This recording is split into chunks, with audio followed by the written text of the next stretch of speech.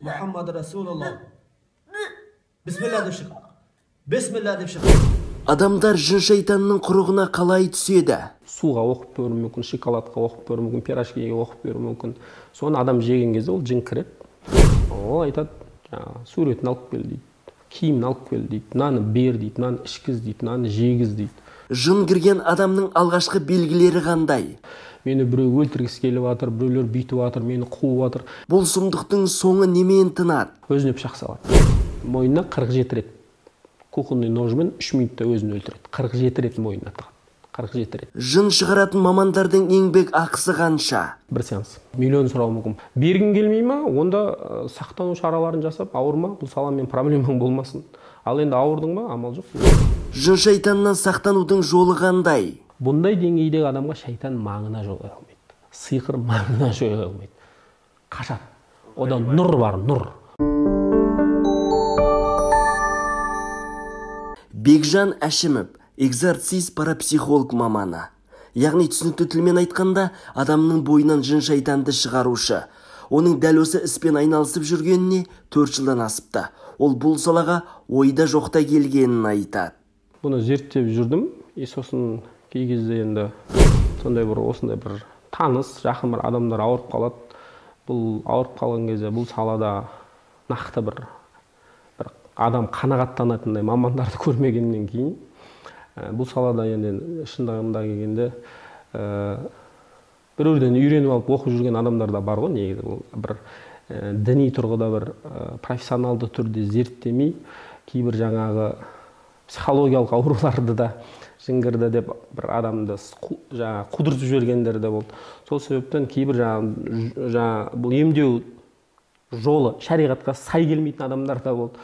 Сол себептен сол адамдарды көрген кезде мен кейбір адамдарға көмектесу ретінде басында мен өзім қалай кіріскенімді білмей қалдым. Ақыр соңында енді былай осы саланы зерттеп кеттік қой десек те болады енді. Бір крем оған зерттейін деп. Мен жалпы бұл саладан кішкене қорқақтайтын едім баста, яғни жын десе жаңа шошитын сондай бір дүниелер болатын еді. Кейін бірақ өзім ақыр соңында осы салаға енді қалай кіргенімді өзім білмей қалдым десем де болады. Шынын айтқанда нақты бір крем бұл салада маман боламын деп мен ешбір іздеген адам емеспін.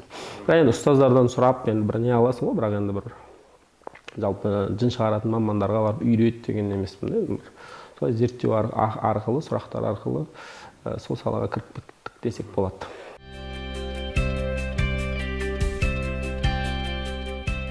Бірінші бізде диагностика ол адаммен сөйлесу арқылы. Жалпы енді симптомдар бар ғой, бұл жын кірген адамның өзінің белгілі бір симптомдары болады. Сол симптомдарын арқылы, сұрау арқылы белгілі бір деңгейде сол жын кірді деген бір не болады, жаңағы анықталады. И содан нақты жын кірді деген сөз диагностика барысында. Яғни диагностика барысында арнайы сол жындарға қатысты аяттарды оқу арқылы адамда белгілі бір проявляция етеді. Мысалы, жын кірсе, сол жын сол адамның санасын билеп, соның тілінде сөйлей бастайды. Адамның өзінің тілінде сөйлеп, не үшін кіргендігі, қалай кіргендігі, сиқырмен кіргендігі, кім кіргізгендігі, олар енді әрине бұл нәрсені сразу айтпайды. Оны белгілі бір аяттарды оқу арқылы қинап, қысылғаннан кейін, аят оққаннан кейін олар қиналады, ериді.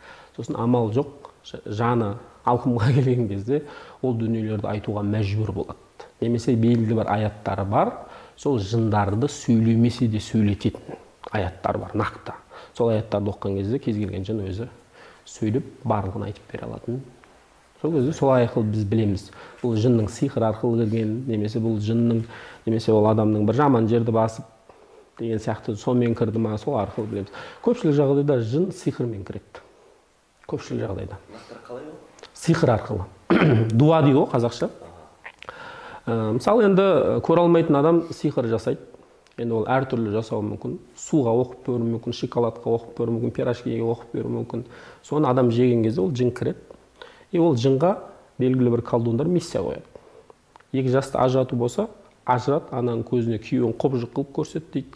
Немесе жаңа жынды қылу болса, ризық несібесін аз қылу болса, әне былай қарағанда адамның ішкі жан дүниесіне кіріп, сол жын адамды белгілі бір дүниеде саналы адам сияқты концентрация жасауға кедергі болады ішкі жан дүниесінде. Ұйқысы дұрыс болмайды, өзі бір жаңағы өзі емес, белгілі бір сезім мүшелері өліп қалады. Өмірден былай қарағанда табиғи адам сияқты ләззат ала алмай, сондай бір түрлі психологиялық, сыртқы көзбен қарасақ психологиялық депрессия деуі де мүмкін, бірақ психологиялық ауруда да, жын ауруда да белгілі бір симптомдар бір-біріне ұқсайды. Бұл жерде сол нәзік дүниелер бар, оны енді сол только осындай дүниелерді оқу арқылы оны ажырата аламыз.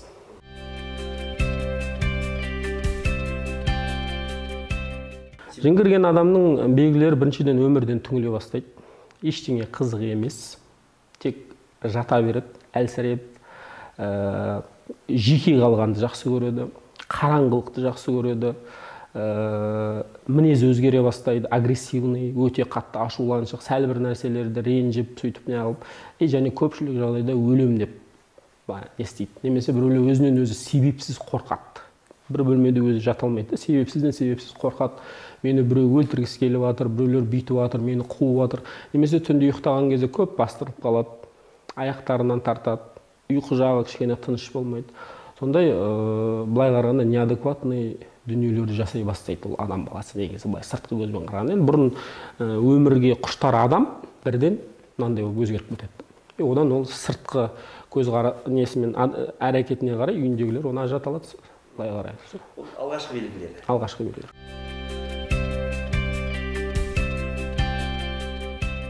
Енді бұл салада алданбаш үшін сол адамның, жын шығарып жүрген адамның шариғи білімі бар ма деген сұрақ қойған жақсы. Талап сол. Егер шариғи білімі жоқ болса, онда кішкене қиындау мәселе. Яғни бұл саланы оқу үшін адамда шариғатта негіздері бар, қағидалар. Негізгі қағидаларды оқымай, біз бұл қағидалар адамды былай қарағанда шектен шықпай, сол діннің шеңберінде жүруге көмектесетін қағидалар. Яғни усул деп айтады. Ол ақида саласында да усул бар, фиқ саласында да усул бар. Сол усулды оқымай, ол былай қарағанда ол усул сіз бен біздің былай қарағанда сақтайтын қағидаттар өмірлік. Сол қағидаттарды оқымай адам бұл салаға кіретін болса, міндетті түрде адасады.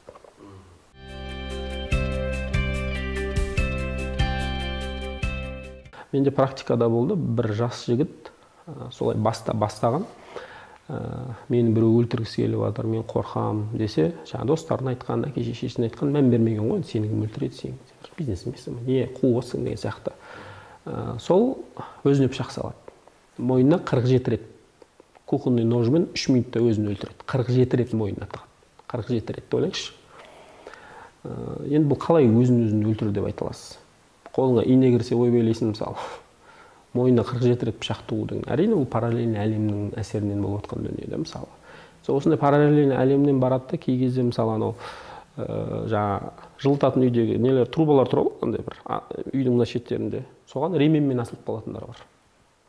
Адам ойламайды ана жерде ременмен асылып өледі деп, бірақ сөйтіп өлетіндер бар мысалы. Осындай.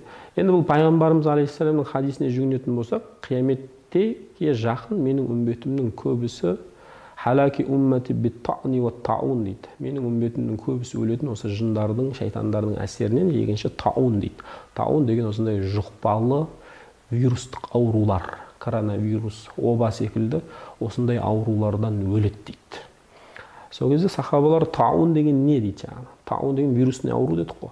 Сол таун деген вирусный аурудың өзі жындар жасайды деп пайғамбарымыз айтып кеткен. Былай қарасаң мүмкін бұл енді қазір біреу үшін жаңалық шығар, оны бірақ пайғамбарымыз өзінің үмбетінің осындай дерттерден қайтыс болатындығын айтып кеткен.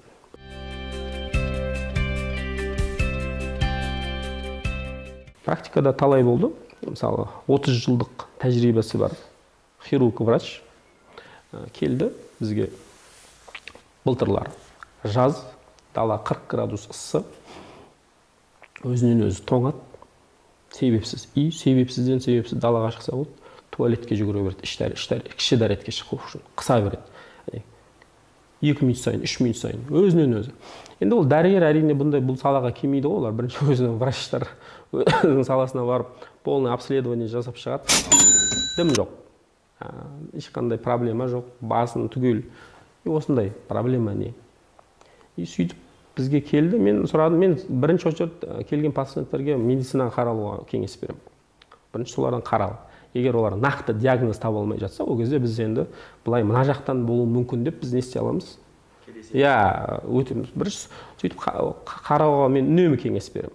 Медицинаға қаралмай жатып, келесі келген адамдарды бірінші соған жіберемін. Сосын барып олар диагноз таба алмай, жаңағы дәрілерді ішкізіп уже ары қарай кішкене не істеп бастаса, врачтардың өзі әлсіз болып бастаса, ол кезде біз уже мына жақта параллельный әлемнен болады. Сол жаңа кісі келді, өзінің саласында көмектеспейтінін білгендіктен келді. Ол кісіден 3 күн оқып өтіп, 3 күннен кейін жаңа дерт қойып кетті. Неден болды дейді? Қолыңызға отырып алған дедім. Сол қолыңызға отырғандықтан осындай процесс болып жатыр дедім. Жаңа кісіге айтып едім. Иә. Ол бірақ енді сенбейді олар. Бірақ енді ол өзінің медицинасыз көмектеспегеннен келіп тұр да. Енді неден болды десең, қолыңа жын отырып алған, содан осындай проблема душар қылып жатыр сізге дедім. Алла деді, оқығаннан кейін жаңа несі 3 күннен кейін тоқтады. Өзінен өзі тоңу, өзінен өзі дәретке шығуын бәрі тоқтады. Ешқандай дәрі ішпей қалды.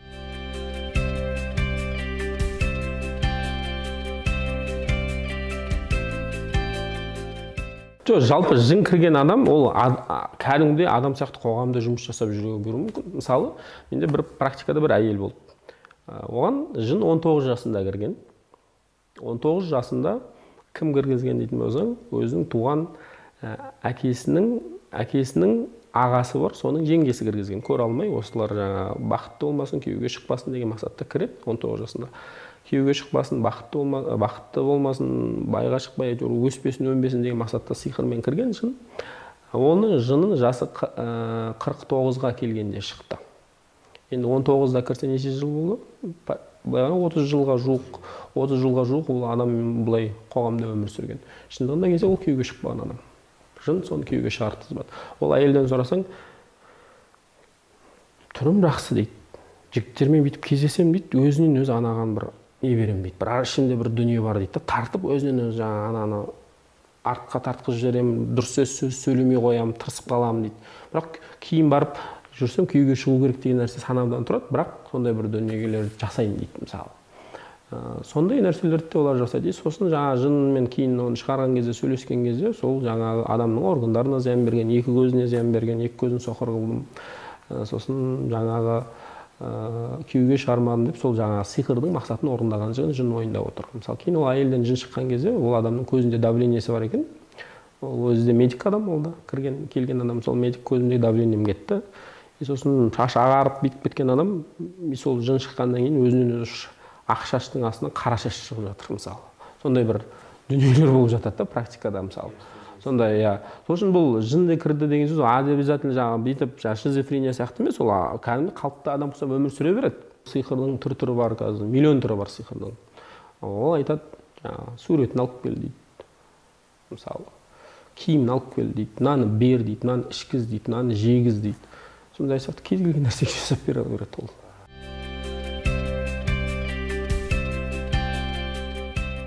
Менде 20 мың теңге бір сеанс. Шариғатта жалпы сиқырға, жынға қарсы оқыған адамға, сол руқия оқушы адам, яғни дем салушы адам, ставка қоюға рұқсат етілген. 4 мазхабта да рұқсат. Себебі бұл параллельный әлемге кіргеннен кейін бұл адам өзінің басын бәйгеге тігіп отыр. Оңай дүние емес. Ол қанша сұраса да, оған нақты біз айта алмаймыз, шектей алмаймыз. Себебі бұл екінің бірі араласып оны жасайтын дүние емес. Енді сен осындай проблемаға душар болдың ба, емделу үшін оның ақысын беруің керексің. Әрине ол аз сұрамайды ол мәселе. Егер действительно ем көрсете алатын маман осындай дүние сұрап жатса, яғни дұрыс емдей алады, шариғи жолмен бәрін емдеп көрсете алатындығы дұрыс болса, онда ол қойғанда ешқандай проблема жоқ. Сол үшін бұл жерде оны адамға қанша, егер дұрыс шығаратын адам өзі біледі қанша болады. Мен оны неге бұлай қоясың, неге бұлай қоймайсың деп айтамын. Себебі шариғатта рұқсат етілген нәрсе ол. Мысалы, пайғамбарымыз заманында бір сахаба бір адамға дем салады да 100 қой алып кетеді, мысалы, деген сияқты. Пайғамбарымыз үндеген жоқ, рұқсат береді, мысалы. Бұл жерде біздің қоғамда дем салуға 100 қой сұрап жатқан адам жоқ. Ары кетсе сұраса 20 мың, 30 мың, 40 мың, 50 мың. Ол не проблема емес қой, мысалы. Немесе бір курс лечениеге 200 мың сұрауы мүмкін, 300 мың сұрауы мүмкін, 500 мың сұрауы мүмкін, мысалы, миллион сұрауы мүмкін, полный, енді кейбір асқынып жатқан дүниелерге болса. Мысалы, енді ауырдың ба рухани ауыртқа, егер сонымен нақты шипа табатын көзін жеткізіп отырсаң, онда амал жоқ, бересің, емделесің. Сен мысалы, бұл да бір рухани операция ғой. Мысалы сен физиологиялық тұрғыда ауырып жатсаң, сен миллион теңгеңді берсе де операция жасап емделесің ғой. Ол енді көзге көрінетін операция. Ал бұл рухани бір операция, көзге көрінбейтін дүние. Сол үшін бұның да жынның деңгейіне қарай. Алланың сәтіне біреулерге болады 1-2 күнде емделіп кетеді, біреулерге 10 күн жүреді, біреулер 1 ай жүретіндер бар мысалы. 1 ай оқып, оның бәрі уақыт, энергия. Уақытқа, энергияға ол адам өзі қанша сұрайды өзі біледі. Сынға алудың қажеті жоқ, мүлдем. Ал енді бергің келмей ма, онда сақтану шараларын жасап, ауырма, бұл саламен проблемаң болмасын.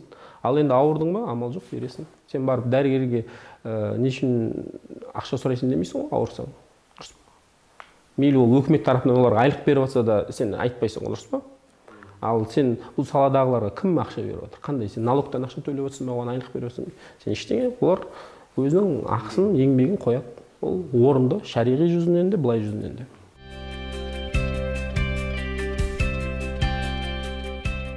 Жын белгілі бір зияндығын адам баласына ешқашан тоқтатпайды. Яғни былай қарағанда, бұның құтылудың жолы тек адам баласы намазға келу арқылы, күнделікті пайғамбарымыз алейхиссалам үйреткен таңертеңгі кешкі зікірлерді айту арқылы адам өзін сақтайды. Ал егер бұл нәрселер болмаса, ол адамда рухани иммунитет жоқ. Адамда физиологиялық иммунитет болады, и рухани иммунитет болады. Рухани иммунитетті тек зікір ету арқылы, дұға ету арқылы адам баласына қол жеткізеді. Ал егер ондай нәрсе жасамаса, ода рухани иммунитет жоқ. Ал рухани иммунитет жоқ адамға ол шайтан доступ ашық. Сол үшін бұл жерде діннің өте маңыздылығы зор. Яғни адам күнделікті кешкі таңғы зікірлерді айтып жүрсе, бұл шайтаннан сақтайды. Яғни белгілі бір мухлистік деңгейі бар. Яғни мухлистік деңгейі деген сөз, яғни Құрандағы адам баласы өмірін Алла үшін арнаған адам. Ол мейлі отбасымен қарым-қатынаста болсын, жұмысындағы қарым-қатынасында болсын, достарымен қарым-қатынасында болсын, ағайынмен қарым-қатынасында болсын, барлық жерде оның мақсаты тек Алла. Яғни біреудің мансабы, біреу емес. Бұны мухлистік. Бұндай деңгейдегі адамға шайтан маңына жоя алмайды. Сиқыр маңына жоя алмайды. Қашады. Одан нұр бар, нұр. Ол нұр бұндай параллельный әлемнің күштерін жоқ қылып жібереді. Ал енді ондай мухлистік деңгейде жоқсың ба, рухани иммунитетің жоқ па, онда құрбаны боласың ба осы әлемнің.